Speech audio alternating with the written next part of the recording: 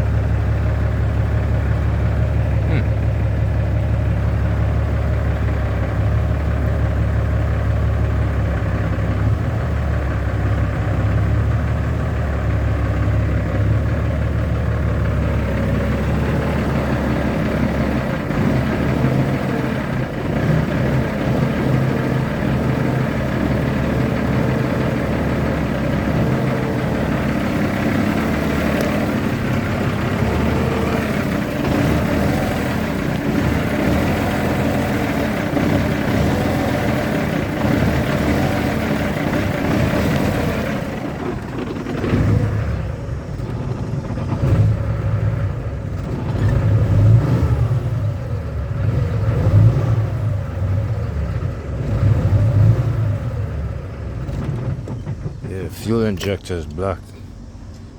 See, I think I was told that part of the reason why it stayed on and it can rev, because the ECM must be doing one part by keeping it running, and then after that the fuel injector is supposed to take over, but it didn't do that. Yeah, I've been having fuel injector problems with this. Not only that, the other half of the reason is this air got back in the system again. Plus, yeah, part of the reason is I was once using the wrong fuel filter. That was a couple of months ago, but I changed it. It started coming back to normal, but I still had that fuel injector problem. It's like I could keep a steady throttle when I'm driving out on whether if it's I-80 or what do they call it, whether if it's Highway 64 right here somewhere.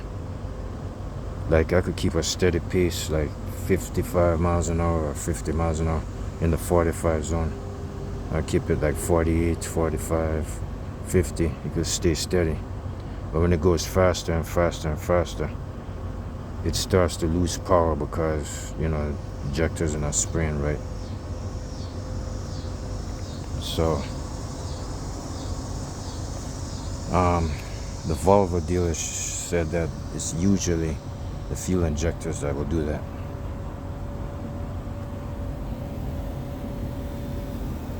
Plus, I got a leaking turbocharger, one or two leaking turbocharger seals anyway.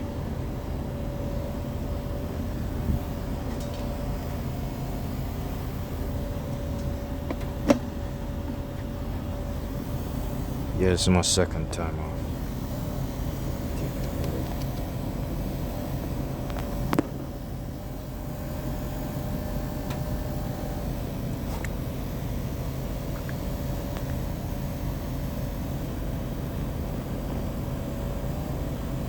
Shit, 11.9, that's not good. That's not good. It's a bad sign. Your cells ain't gonna come back up.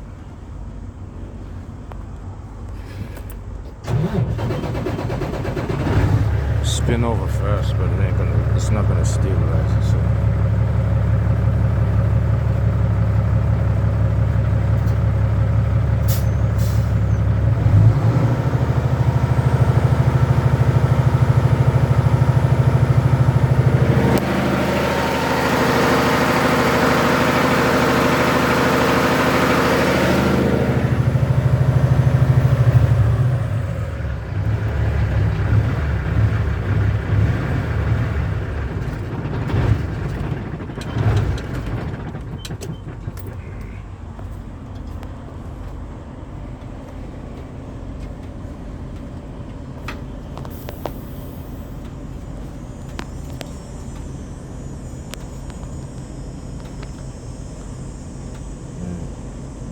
So sure, see you dropping too fast.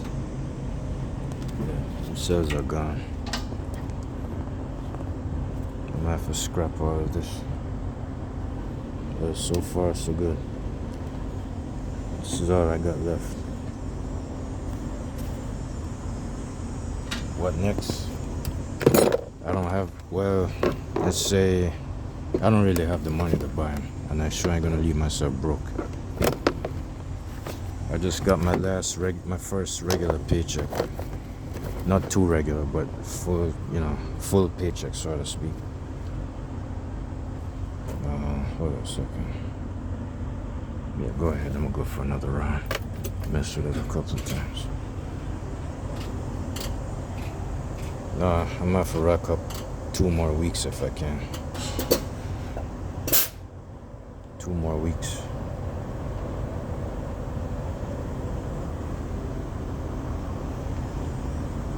After I'm done with this, I'm gonna have to remove the cables again and stash them aside to keep this battery intact. Well, just so I don't have to put the generator on there anymore, because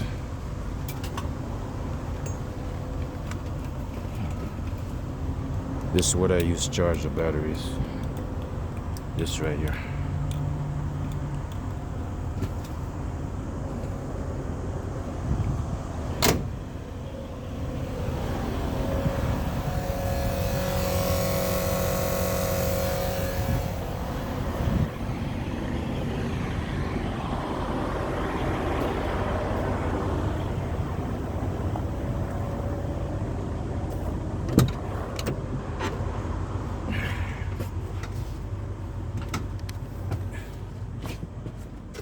This is what I use to charge the batteries. This right here.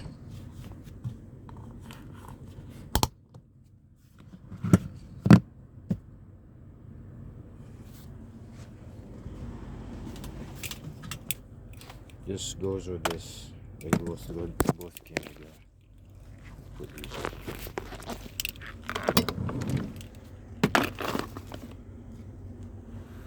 And the other stuff. Letters. This thing is reversing. It's an oil funnel. Put oil inside it. Bought this from Amazon for like $500.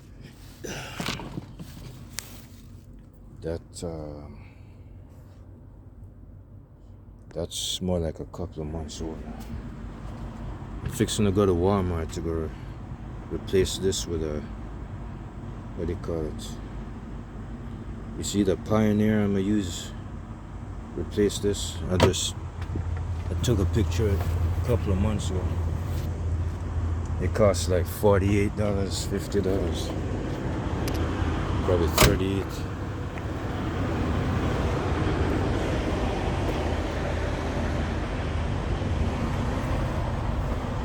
Next thing I'm gonna go after is probably this. I'm gonna replace all of that, but not right now. It's more like my first number one concern is to take off the valve cover and replace the shims underneath that, the rocker arms, like take the rocker arm off, replace the shims, adjust the valves, the valve clearance, and replace or clean the injectors. Either replace all of the injectors or clean all of the injectors. But first I'm gonna pay a $200 diagnostic test on this truck first. That's not gonna be done now. In the next month or so, maybe the next 2 months, I don't know. Take off a valve cover, replace the shims, adjust the valve clearance, clean or replace the fuel injectors. That should knock out that stuttering problem there. Plus, the next one after that is the turbocharger seals. They're leaking oil. You could see, well, maybe you don't see it now, but it will show up sooner or later. Oil from the turbocharger has been going into the EGR manifold, and actually in the manifold, and it goes into the EGR manifold. And then you see that big old bright blue smoke in the sky, and it fills up there. So it's not piston rings or nothing. It's actually this, making it look like it. That's the reason why. Other than that, the truck can hang 10. It's just that it's got a fuel injector problem. I've done it hundreds of times, but I'm not gonna move it for that reason. I'm not gonna move it anymore. I just replaced the water separator filter about a month ago, probably 2 months ago. But it's taking a while for the air to get back out of the system.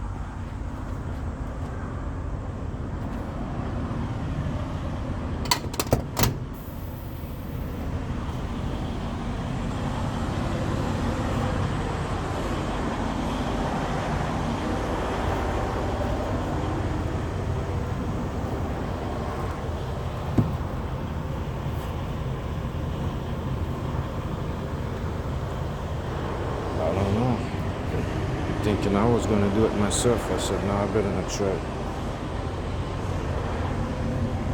I mean, I did this. I remember I took the top end off of a Ford Ranger, a 1994 Ford Ranger, when I was financing it back in, what, 1998. Yeah, when I was getting ready to go to work, I had that pickup truck in the driveway. I was financing it from Plantation Nissan. I did something almost like this, like it. I took the took the intake manifold off.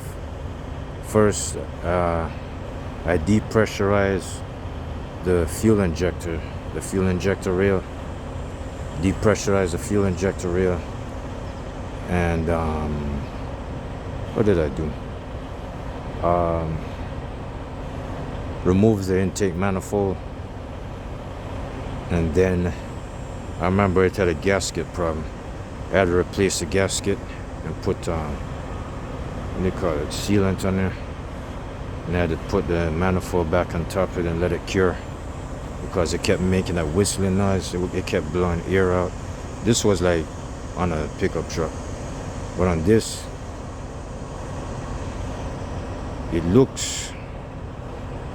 it's way much bigger. This is a Cummins engine, not a Ford engine or anything. Taking this off, if I could watch the video and do it step by step, maybe I can do it. It's possible, I don't know. But right now, I do not have the parts to put in there. I would need brand new fuel injectors, or maybe I'll clean them myself. Brand new shims, valve clearance adjustment. I'd have to get me a feeler gauge if that's what they use. And I've done valve adjustments on various types of vehicles. I did valve adjustments on cars, and I did valve adjustment on motorcycles also. I used to own 4 bikes. I had 2 sport bikes and 2 enduro bikes. The enduro bikes were street legal dirt bikes, and the sport bikes one was a Suzuki Katana and the other one was a Honda CBR. But I used to adjust the valves on the enduro bikes, and I'll see the difference, when you hear that clattering noise, when you adjust the valve clearance, when you adjust the valve stem, the stud, the bolt stud, when you adjust it, like if you bring it, like if you spread them out far, you hear a loud tapping noise. If you bring them up close, the engine's much quieter. But I did hear a little bit. I don't really hear nothing much on this one, but I kind of hear it every once in a while. But I would be better off replacing a few minor components on the top. But I don't know. I would have to look at it first.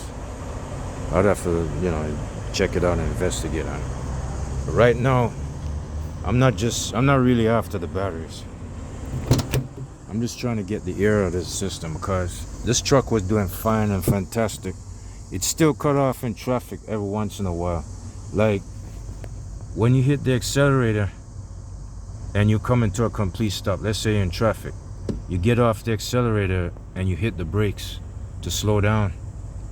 That's when it starts to rumble and stumble like it's gonna shut off, and then you gotta get back on the throttle and mess with it, and then then you'll bring it back. Then you gotta balance it again. It's got some kind of fuel injector problem that's causing it to do that, or maybe, I don't know. It shouldn't be the fuel pump that's causing that to happen. But after, like, if it's getting ready to shut off and you catch it, then it stays on permanent. Then you go for another round. When the light turns green, then you give it gas, and it's like you give it gas, you come out of gears, and then you give it gas again, come out of gear and give it gas. But every time you go for a stop, when you head for a stop sign or a stoplight and you slow the truck down to a complete stop, it sounds like it wants to shut off, so you gotta hurry up and get it. If you don't catch it on time, it cuts off. Like if it cuts off in the middle of traffic, you turn the ignition key off. You can let the truck either be at a standstill, or you can let it coast. It can roll maybe 20 miles an hour, 15, 18 miles an hour in the middle of traffic. And then you just turn the ignition switch on. Wait a couple of seconds so the lift pump can, organize and catch itself up. That's while the truck is moving, but the engine is off and there's no power steering. And then you crank it up again. And then you just slide it in gear, and then you just finish doing what you gotta do. That's what I had to do. But the thing is, I got a fuel injector problem.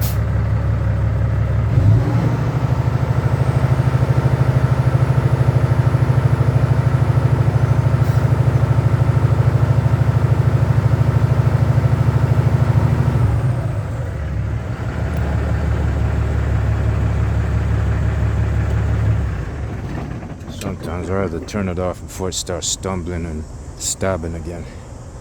Because when it starts stumbling and stabbing, I'm thinking that the air is starting to get into the system again, or whatever it is that's causing it to do that. I have to cut it off before it does that. Sometimes when I turn it on, it lasts. The engine will stay on a while longer. But I did replace both of the filters, so I don't see why I should get problems anyway. I know it's got air going in the system, but plus the fuel injector. It's air in the system plus fuel injector. Blocked or restricted fuel injector. It's either one of them. It's both of those. It's definitely both of those. So if I get rid of the air, the engine will stay running for a long, long time. It will stay running until it burns out of fuel. But when you touch the throttle and you floor it, after it's been running for so long, it's gonna miss power. So that means the air is gone. The air in the system is gone. But if it's gonna be doing this both ways, that means there's air in the system, and plus it has a fuel injector problem. Let me turn it back on. And this right here, this works. The remote works, but hold on for a second.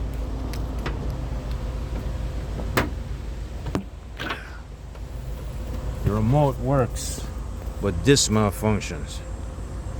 You can see I did some some patchwork to the wires. You can see I did that because the wires did look all chewed up and cut up. You can see right there.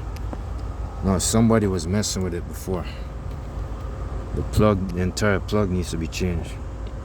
Probably that's what's causing it. So this right here, it used to work, but it stopped. This is the APU unit. That's the APU motor on the other side. This is a defect. I'm gonna get this whole plug replaced. I've seen 15 to 20 packs, 20 pieces of these from Amazon. Amazon got like 15 to 20 of them in one pack. They got plugs just like this, exactly like that. I used to mess around with it and get it to start. Let me try it again. Nah, that's not gonna work. Probably just cut this off.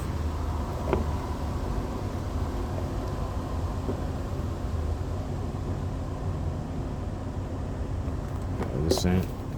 Yeah, got some bad wiring or something.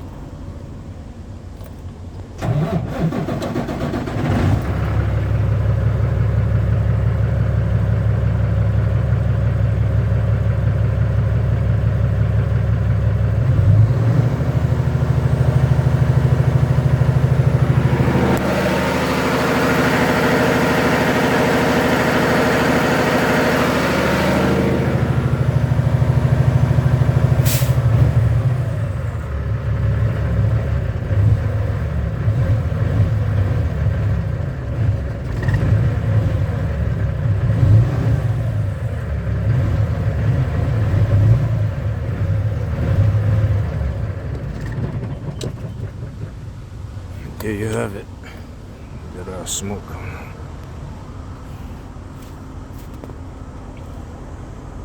Part of the reason why smoke is coming out because of turbochargers leaking oil. The what do you call it? The seals. It's like piston rings. They look like a letter C. They wrap around the shaft. There's a seal for the, like a piston ring for the exhaust, the exhaust impeller vane or the exhaust side, and there's a piston ring seal for the front side, which is the intake manifold. No, not the intake manifold. The intake side of the exhaust turbo. The turbo got two sections: exhaust turbo and intake turbo. So the seal up front, seal in the back. It wraps around that shaft inside the turbo from back to front. You got a small one in the back and a big one in the front. A small impeller vane, like a, looks like a fan or something like that. And they got a bigger one in the front, spins around like that. So when that leaks, that goes into the intake side or whatever, it blows right through there. Goes into the EGR valve, the EGR manifold, which goes into the EGR valve itself and kind of floods it up. And then it's kind of hard to explain. I don't even know how to do it. I don't know how to say it. So that's the reason why all that smoke is going up. If the turbocharger was leaking, no smoke wouldn't be going up like that. But I bought a truck like that anyways. I didn't get a chance to get to it. I tried to see if I could get the air out of the system as much as possible, because the Volvo dealership, they said I was using the wrong aftermarket water filter. I was using a Chinese aftermarket water separator, fuel separator, water separator.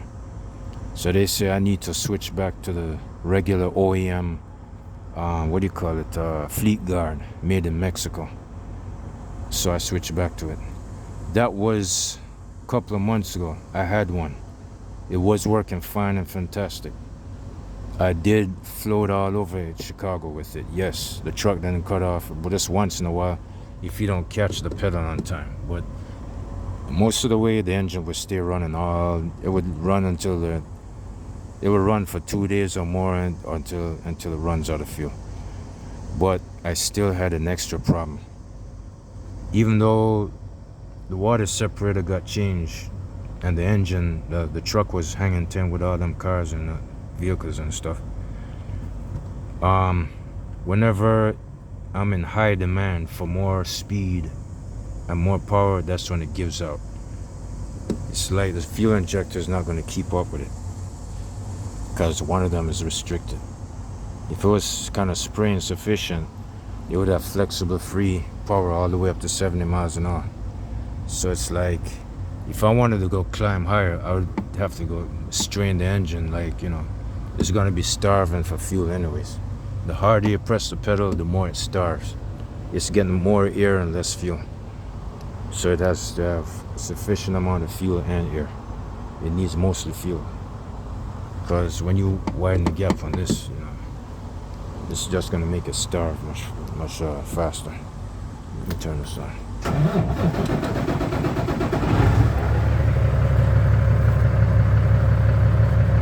I'm just messing with it to see how far it can reach. I'm not really expecting to fix it. I'm not trying to really fix it.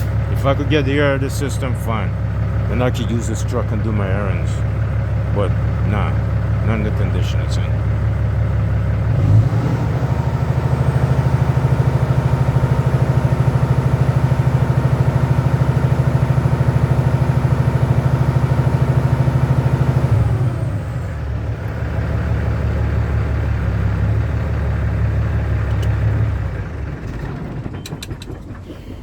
Alright, it's more like, just like the Volvo dealership, the Volvo tech said, it's gonna take a while for the air to come out. It might take a couple of days up to a week or something like that. So I already been priming it. On this engine, on this Cummins ISX engine, you turn the ignition key on.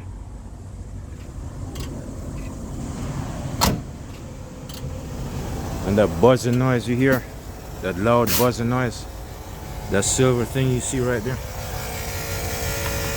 this That's a lift pump. L-I-F-T. Lift, as in pick something up. It's pulling fuel right now from the fuel tank.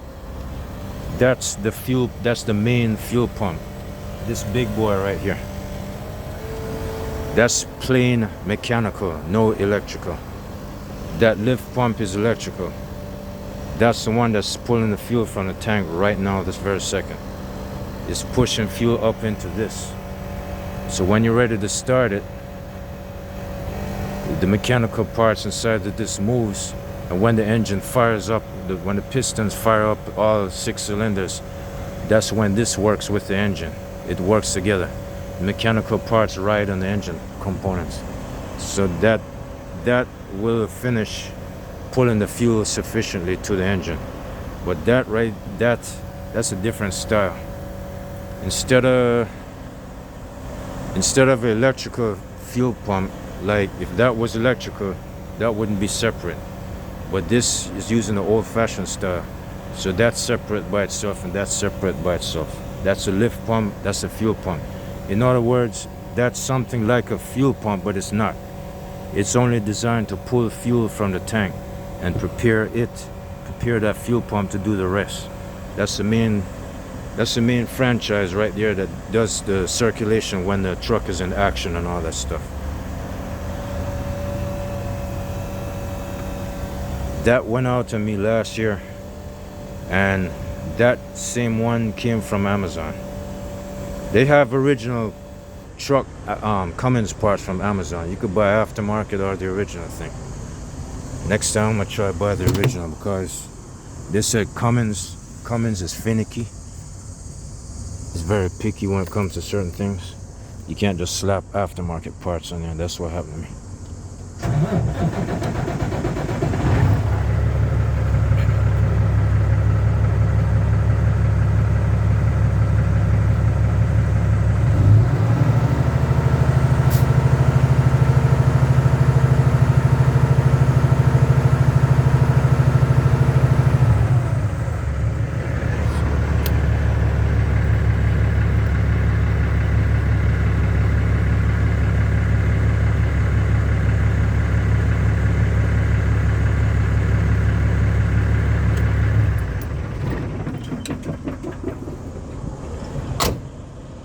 So that's the priming pump or the lift pump. It's 2-in-1. You see the prime or lift. So that's how you prime the engine. The thing is, in my case, whether if it's here and there, and it's not just that. They say it's gonna take a while for it to come out because it's been that way. So far I managed to knock the air out of the system, and I managed to drive the truck and hang with the cars and all that, and the engine would stay on. It's just when I touch the throttle, like when I'm on the throttle for a while and then I get off of it and come to a complete stop, it gets ready to shut off, so you have to catch it again with the engine and then it stays on. But Volvo is telling me that it's usually the injectors that's part of it. That's the main problem that's causing that. All right, I don't know about this, but I'm getting restless with this crap. It'll take a while for me to get it back, but I gotta remove this now. I think I'm done. You see, these batteries are done now. I can't leave the cables on. Now, since it's been sitting around, it's been brutalized since the last couple of months, so what I'm fixing to do, I'm just gonna wait another month, probably 2 months, and I'm gonna throw this in the shop for diagnostic check. I don't have to have it towed. I just drive over there a certain way. I'm just gonna drive late at night, after hours, like around 12 midnight, 1 o'clock, 2 o'clock, when it's nice and dark. And then I'll sit right next to the dealership. When they open the gate or whatever, then I'll just get checked in. And I'll ask some questions first before I do that. How much would it cost? How much is the diagnostic charge and this and that. Oh shit, I'm glad I didn't roll the windows down. I'm supposed to be going somewhere today. I'm supposed to be doing some errands with a car. I ain't using the truck this time because the hours are messed up.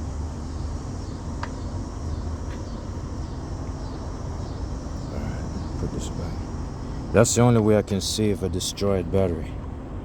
Not destroyed, but a badly damaged battery. To save a damaged battery, you're just gonna have to pull the cables so it can preserve the cells. But if you leave the cables hooked up, you're gonna have that constant draw and that pull. You're gonna put load on the batteries. So I'm taking the load off the batteries by pulling the negative cables, all of them. Like if you put one on, it's still gonna draw. You could still operate the windows and all that stuff. If you put 2 cables on or whatever, it's still gonna pull. But you could still turn the lights on. You're gonna have to take all of them off, all of them.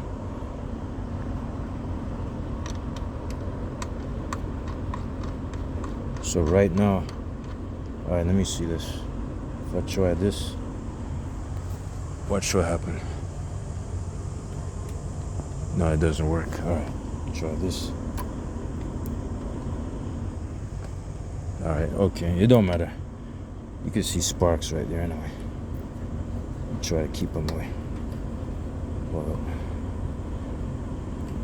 Put this down here. I don't want no connections going on.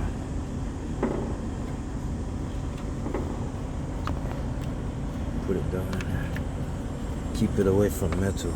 So if you ever see a spark, you're looking for trouble right there. Let me see, 1, 2, 3, 4. This is it. Alright, so that's it. So you can see it's dead. It won't start. So there you have it. So put this over there. Or that thing. Get that over.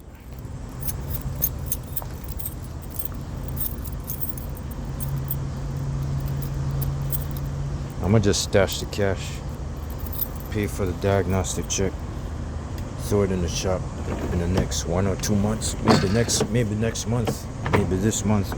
Now this month is fixing to finish, probably next month.